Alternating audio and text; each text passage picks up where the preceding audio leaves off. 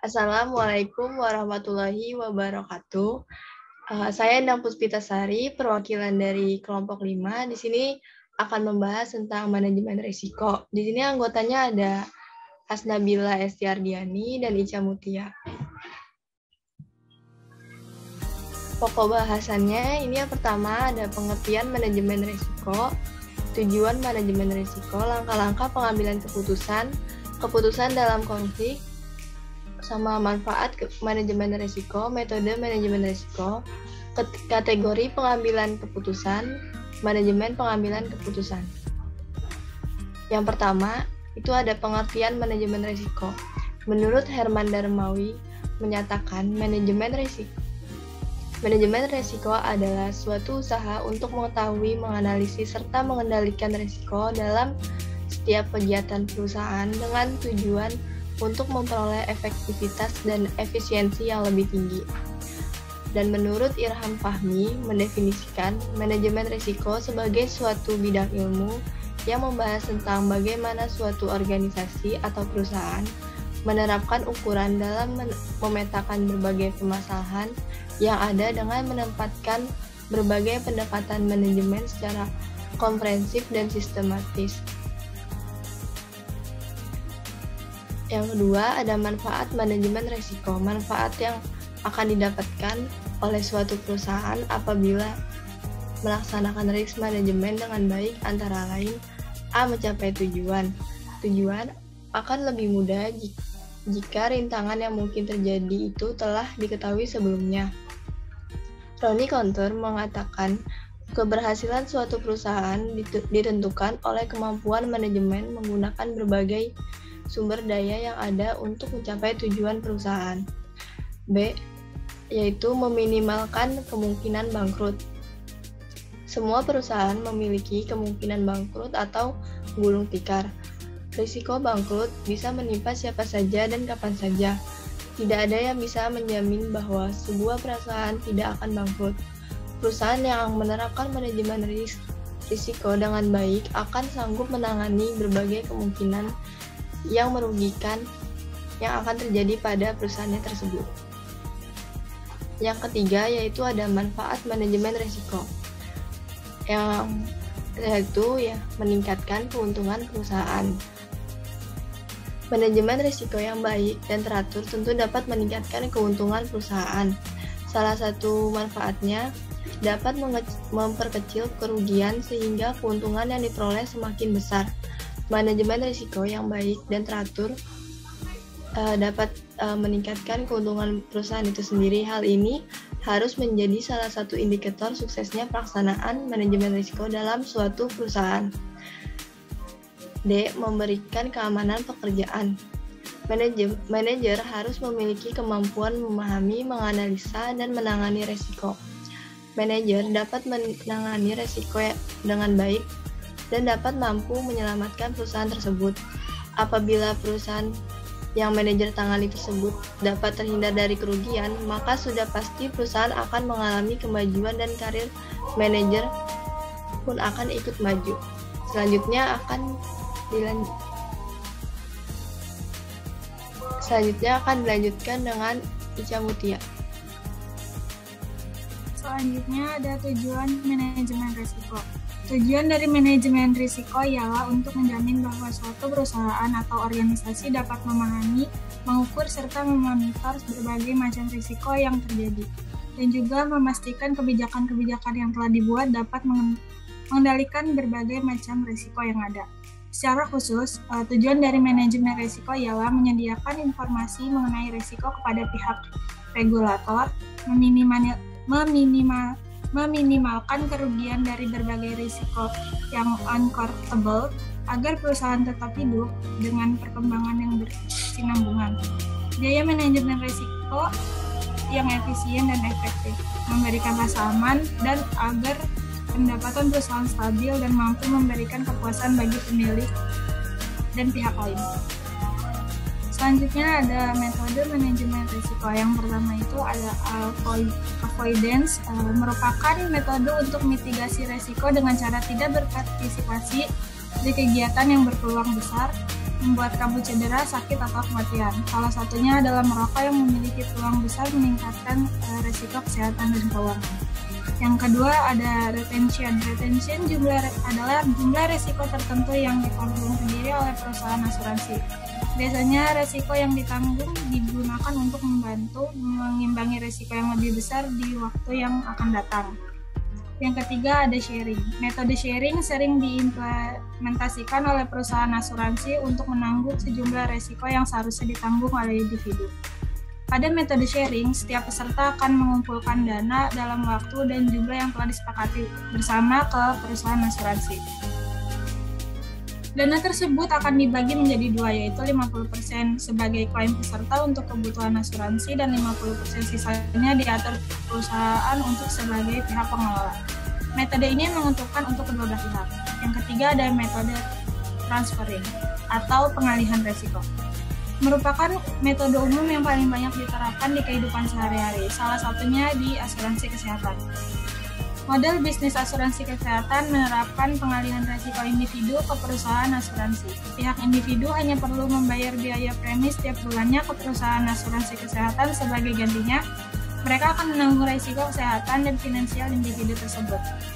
Yang terakhir ada loss prevention dan reduction.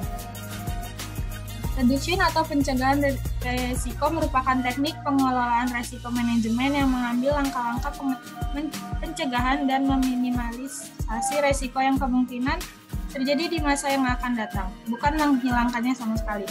Metode ini berfokus pada bagian sebuah risiko tetap ada, tetapi dampak yang terjadi sangat kecil. Salah satu contoh penerapan metode risk reduction pada asuransi kesehatan adalah perawatan pencegahan. Selanjutnya ada langkah-langkah mengambil keputusan. Handoko menjelaskan bahwa proses dasar pembuatan keputusan rasional mencakup tahap berikut. Yang pertama ada pemahaman dan perumusan masalah. Yang kedua ada pengumpulan dan analisa data yang relevan. Yang ketiga pengembangan alternatif-alternatif. Yang keempat ada evaluasi alternatif. Yang kelima pemilihan alternatif terbaik. Yang keenam ada implementasi keputusan. Dan yang terakhir evaluasi hasil keputusan. Selanjutnya ada menurut Johana Supranto memaparkan langkah-langkah pengambilan keputusan sebagai berikut. Yang pertama, rumusan atau identifikasi persoalan keputusan. Yang kedua, kumpulkan informasi yang relevan. Yang ketiga ada cari alternatif tindakan. Yang keempat, lakukan analisis alternatif yang fleksibel. Yang kelima, pilih alternatif terbaik. Dan yang keenam, laksanakan keputusan dan evaluasi hasil.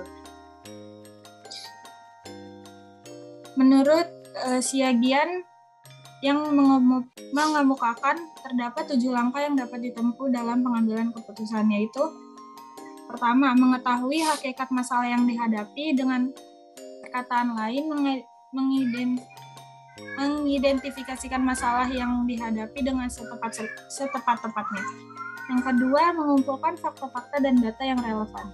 Yang ketiga, mengelola fakta-fakta dan data tersebut. Yang keempat, menetapkan beberapa alternatif yang mungkin ditempuh. Yang kelima, memilih cara pencegahan dari alternatif yang telah diolah dengan matang. Yang keenam, memutuskan tindakan yang hendak dilakukan. Dan yang terakhir, menilai hasil-hasil yang diperoleh sebagai akibat dari keputusan yang telah diambil. Selanjutnya akan diteruskan oleh Hasnabila. Selanjutnya ada kategori pengambilan keputusan. Keputusan itu sendiri adalah hasil pemecahan masalah dan seleksi terhadap 2 atau lebih alternatif pemilihan. Pemilihan keputusan umumnya melibatkan informasi, penilaian pertimbangan yang diikuti proses penyesuaian diri, dan pemahaman terhadap tujuan, serta nilai-nilai yang mendasari keputusan tersebut dengan tujuan untuk meraih hasil terbaik yang diharapkan. Menurut Stephen Robbins dan Mary Coulter, proses pengambilan keputusan terdiri dari 8 langkah, yaitu mengidentifikasi masalah, mengidentifikasi kriteria keputusan, memberi bobot pada kriteria, mengembangkan alternatif, menganalisis alternatif, memilih satu alternatif, melaksanakan alternatif tersebut, dan mengevaluasi efektivitas keputusan. Selanjutnya ada gaya pengambilan keputusan. Yang pertama, rasional. Gaya rasional ditandai dengan strategi yang sistematis dan planful dengan orientasi masa depan yang jelas. Para pembuat keputusan personal menerima tanggung jawab untuk pilihan yang berasal dari internal locus of control dan aktif, disengaja dan logis. Selanjutnya ada intuisi. Gaya intuisi ditandai dengan ketergantungan pada pengalaman batin, fantasi, dan kecenderungan untuk memutuskan dengan cepat tanpa banyak pertimbangan atau pengumpulan informasi. Para pengambil keputusan intuisi menerima tanggung jawab untuk pilihan, tetapi fokus pada emosional kesadaran diri, fantasi, dan perasaan, sering secara impulsif. Selanjutnya independen. Selanjutnya dependen. Gaya pengambilan keputusan dependen menolak tanggung jawab atas pilihan mereka dan melibatkan tanggung jawab kepada orang lain, umumnya itu figur otoritas seperti orang tua, keluarga, dan teman. Selanjutnya indecisiveness atau keraguan. Gaya pengambilan keputusan ini cenderung menghindari situasi pengambilan keputusan atau tanggung jawab terhadap orang lain. Secara signifikan, orang-orang yang ragu perlu lebih banyak waktu ketika mereka harus memilih suatu pilihan. Tetapi mereka juga lebih selektif dan kurang lengkap dalam pencarian informasi. Selanjutnya, keputusan dalam keadaan konflik. Menurut Tehani Handoko, pada hakikatnya, konflik dapat didefinisikan sebagai segala macam interaksi, pertentangan, atau antagonistik antara dua atau lebih pihak. Lebih jauh lagi, Tehani Handoko mengatakan tentang konflik organisasi, yaitu konflik organisasi adalah ketidaksesuaian antara dua pihak atau lebih anggota-anggota atau kelompok-kelompok organisasi yang timbul karena adanya kenyataan bahwa mereka harus membagi sumber daya yang terbatas atau kegiatan-kegiatan kerja karena kenyataan bahwa mereka mempunyai perbedaan status, tujuan, nilai, atau persepsi. Selanjutnya, mengatasi kesulitan dalam konflik. Menurut Stefain, terdapat langkah-langkah meraih kedamaian dalam konflik. Yang pertama ada pengenalan. Kesenjangan antara keadaan yang ada diidentifikasi dan bagaimana keadaan yang seharusnya. Satu-satunya yang menjadi perangkap adalah kesalahan dalam mendeteksi atau tidak mempedulikan masalah atau menganggap ada masalah, padahal sebenarnya tidak ada. Selanjutnya, diagnosis masalah. Pusatkan perhatian pada masalah utama yang terdiri dari apa, mengapa, siapa, di mana, dan bagaimana. Selanjutnya, menyepakati suatu solusi. Memilih keputusan dari berbagai masukan mengenai jalan keluar yang memungkinkan dari orang yang terlibat. Selanjutnya ada penyelesaian konflik. Ada beberapa solusi yang dapat dilaksanakan dalam usaha-usaha menyelesaikan konflik, yaitu melakukan dan menerapkan konsep kerja yang berkolaborasi dan menjauhi sikap kerja yang bersaing secara negatif. Berkolaborasi adalah suatu situasi di mana pihak-pihak pada suatu konflik masing-masing sangat berkeinginan untuk memuaskan sepenuhnya dari semua pihak. Selanjutnya, menerapkan metode penyelesaian konflik. Menurut Tehani Handoko, ada 3 metode penyelesaian konflik yang sering digunakan, yaitu dominasi atau penekanan, kompromi, dan pemecahan masalah integratif.